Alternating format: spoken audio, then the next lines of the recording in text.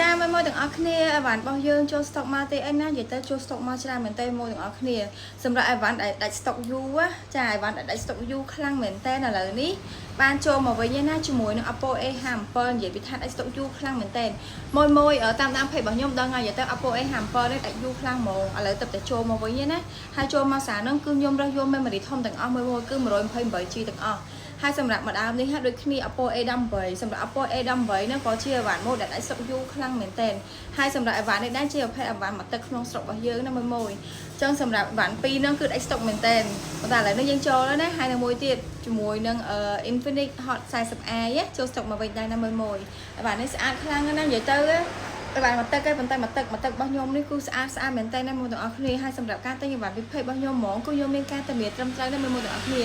ខ្ញុំមានការធានាជូនទីតាំងខ្ញុំលក់នៅក្នុងខេត្តសៀមរាបអញ្ចឹងសម្រាប់មួយចង់បានអាចធ្វើការតាក់ទងមកបានណាយើងមានសេវាកម្មផ្ញើជូន25ខែក្រុងជាមួយនឹងសេវាទូទាត់លុយជាមួយនឹងខាងក្រុមហ៊ុនណាអរគុណ